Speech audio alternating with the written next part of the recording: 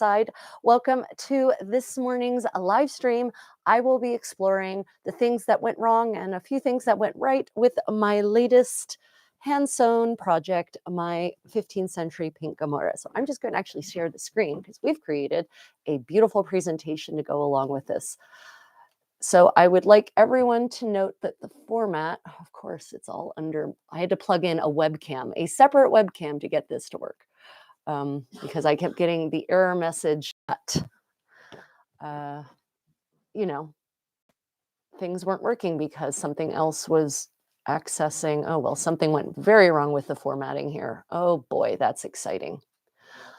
Yeah, sorry, the formatting got destroyed. Welcome to the reasons why I absolutely loathe modern technology and do medieval living history, everyone.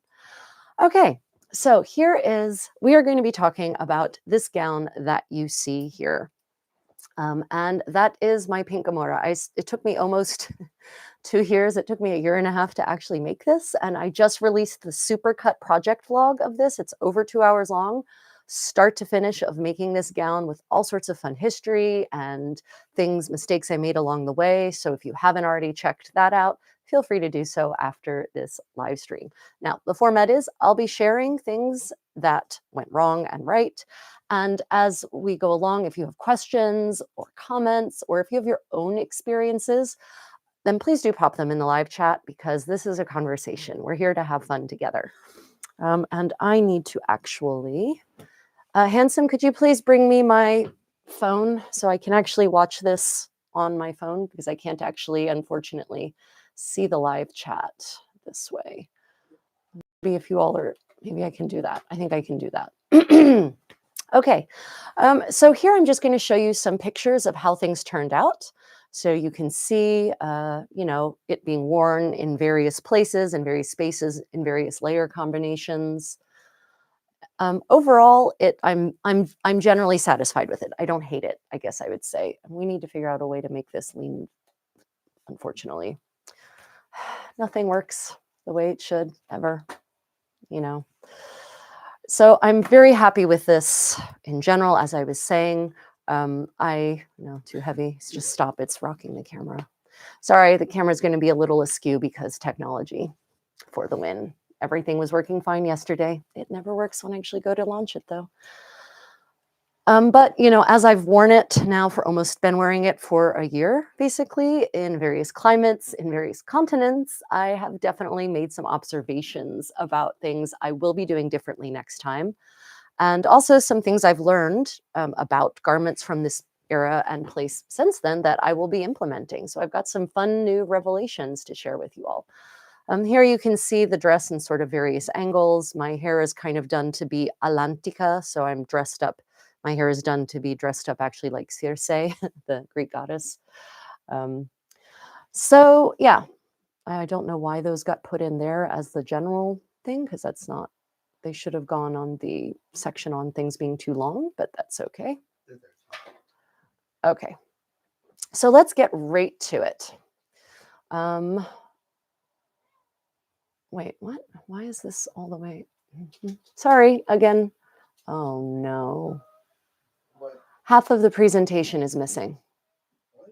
Half of the presentation is missing. Or is it not? Maybe it's not. Okay, here we go. Okay, so problem 1. And this is actually a big one, and it's a big mistake I made. The skirt is actually too long. So if you look in these, you see these pictures, and you can see how the skirt is actually folding oddly at the bottom here.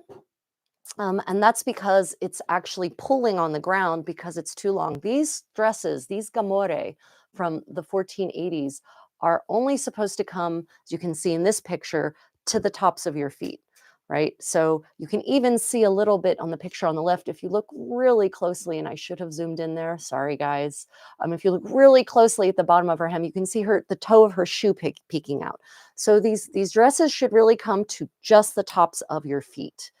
And, there's a lot of practical reasons for that. Earlier in the 15th century, in various parts of Italy, these dresses are pulling elegantly on the ground, and there's all this fantastic waste of fabric as it drags across the ground. But by the 1480s, that has stopped. Why?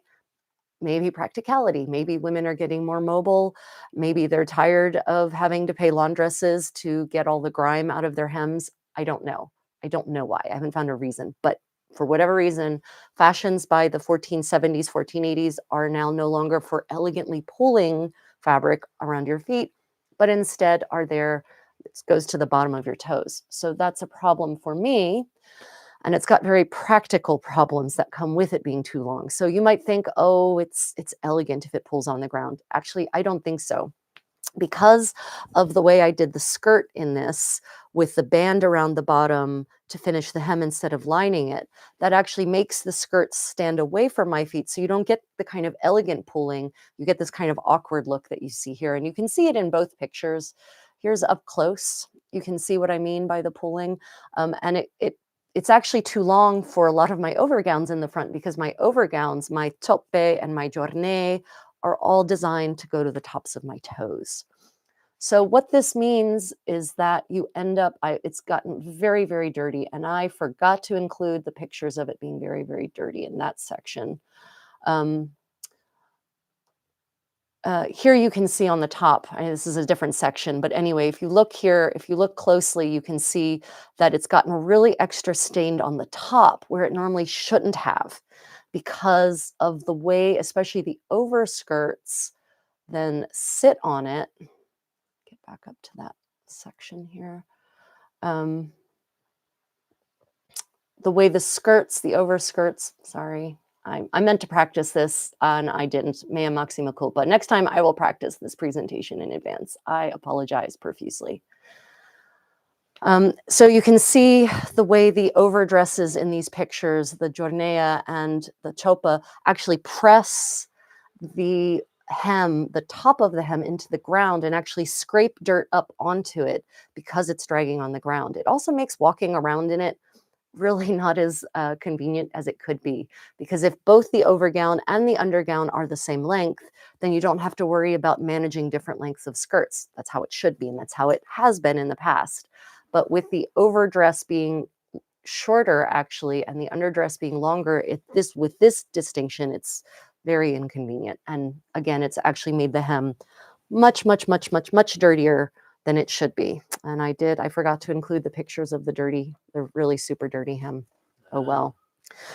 Yeah, especially when walking around outside on paved surfaces that are maybe not like the paved surfaces or the surfaces that they would have encountered in the 15th century, because of course now we have tar asphalt roads. We've got sidewalks built in materials that actually cause a lot more staining on garments than just clean dirt would have. So yeah, I'm going to have to actually, what that means is I'm actually going to have to I'm going to have to disassemble this. If you look at this picture, don't ignore the words. I'm going to actually have to disassemble the skirt from the bodice and shorten the bodice. And why? Yeah, so why are the skirts too long? That brings us to the problem. So when I put it together, I forgot, because it took me a year and a half to make it, so I'd forgotten some of the things I'd done earlier on. I had forgotten, I'm going to stop sharing.